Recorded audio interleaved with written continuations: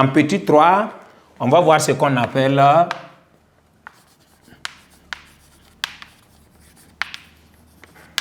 application de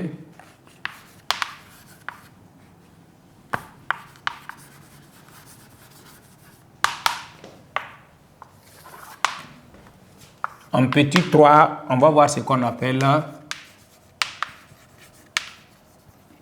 les applications.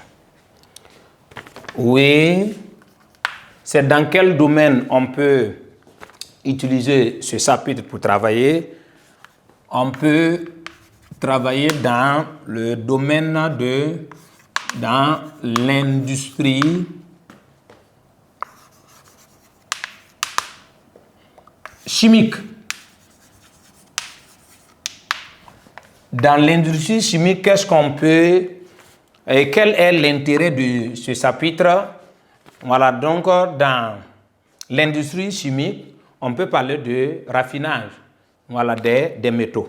Voilà, donc l'électrolyse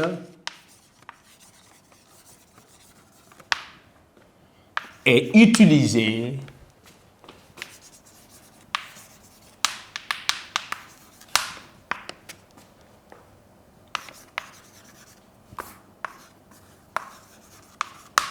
pour purifier ou raffiner des métaux.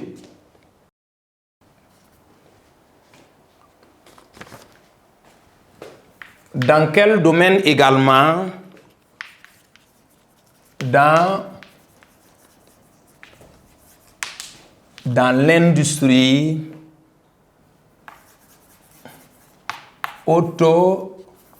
dans l'industrie automobile. Ici, elle permet de faire quoi? Elle est utilisée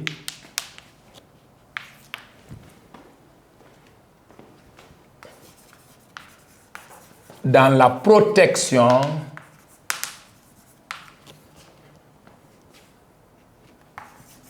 et embellissement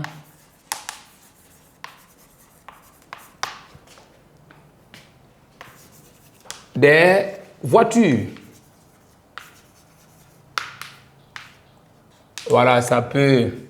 Voilà, quand on dit voiture, c'est de façon générale, hein. Voilà, maintenant, dans le domaine de la bijouterie, donc en bijouterie,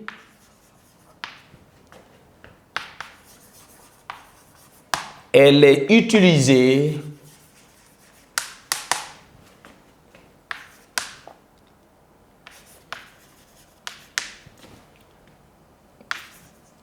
pour les dépôts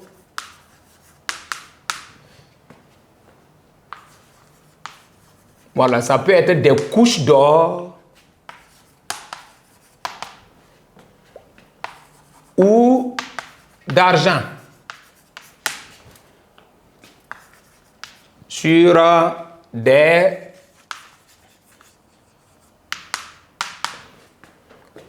bijoux. Voilà, donc ça c'est juste des exemples, hein. Voilà, donc voici voilà ce qu'on peut énumérer, l'importance de ce chapitre. Voilà, donc on peut l'utiliser dans l'industrie chimique, ça veut dire pour purifier ou bien purifier, ça veut dire quoi? Voilà, rendre par exemple propre, ça veut dire que si vous avez un métal qui contient des impuretés, voilà, on peut l'utiliser pour pouvoir purifier ou bien raffiner des métaux. Voilà, dans le domaine de l'automobile, elle est utilisée pour la protection et l'embellissement des voitures. En bijouterie, elle est utilisée pour les dépôts des couches d'or ou d'argent sur des bijoux. Voilà, donc voici en gros quelques applications concernant ce chapitre.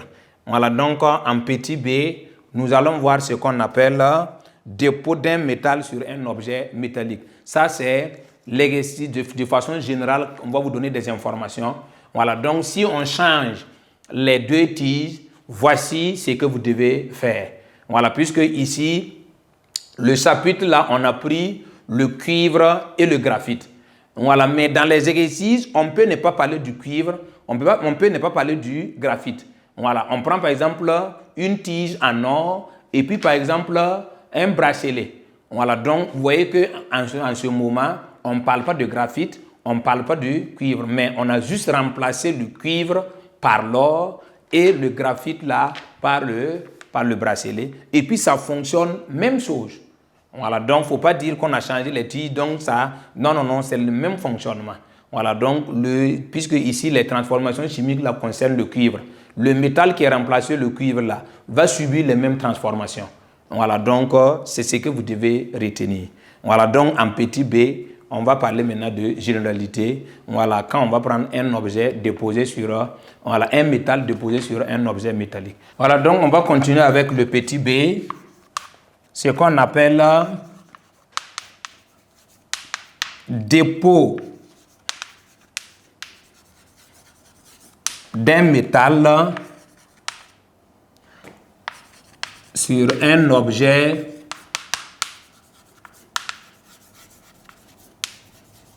métallique.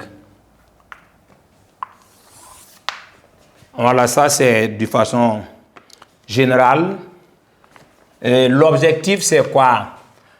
C'est prendre, par exemple, un métal précieux, déposer sur un autre métal non précieux. Voilà, donc ça veut dire qu'au finish, à la fin de l'expérience, on ne voit pas le métal moins précieux là. Ça veut dire que quand, à la fin de l'expérience, si on ne te dit pas, tu ne peux pas savoir que, par exemple, il y a du fer à l'intérieur ou bien il y a un autre métal à l'intérieur. Non, tu vois seulement, par exemple, l'objet précieux là. Voilà, donc c'est l'objectif. Donc ici, on va noter pour recouvrir un objet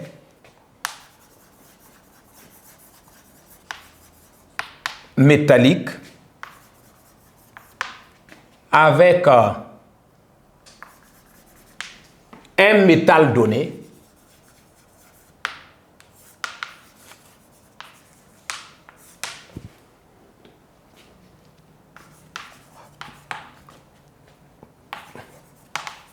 par voie électrolytique,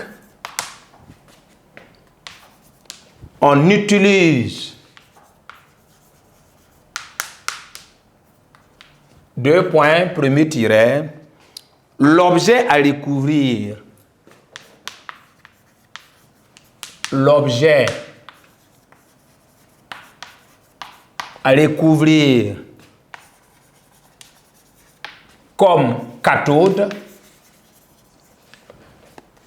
Si on prend notre exemple, l'objet à recouvrir là, c'est le graphite. On a mis le graphite là à la cathode. Voilà, c'est important. Voilà, l'objet qu'on veut déposer quelque chose là, ça veut dire l'objet à recouvrir là, cet objet là doit être placé à la cathode. Ici, deuxième tiret, le métal à déposer comme anode. Voilà, c'est en chimie, on peut vous demander par exemple donner la nature, on peut vous demander de donner la nature des électrodes. Par exemple, si on prend notre exemple, on veut réaliser l'électrolyse d'une solution de sulfate de cuivre. On veut que le cuivre là, puisse se déposer sur le graphite. Si par exemple lors d'un devoir, on vous demande de donner la nature des électrodes, vous allez dire l'anode en cuivre et la cathode en graphite. Voilà, maintenant on peut changer les deux électrodes. Ça veut dire que si on veut dorer, par exemple, si on veut dorer une bague métallique, ça veut dire qu'ici, on a de l'or et une bague métallique. Ça veut dire, ici, si on vous dit, donner la nature des électrodes, tu vas dire l'anode en or et la cathode en bague métallique. Voilà, ça c'est ce qu'on appelle la nature des électrodes.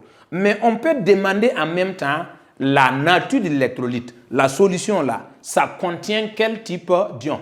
Voilà, quand on va revenir. Donc ici, l'électrolyte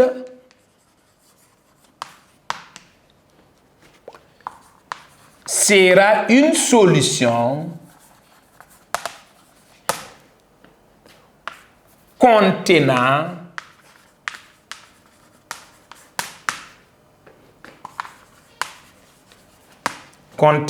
les ions provenant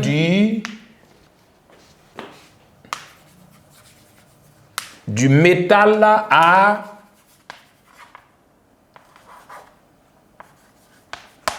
déposer. Ça, c'est important.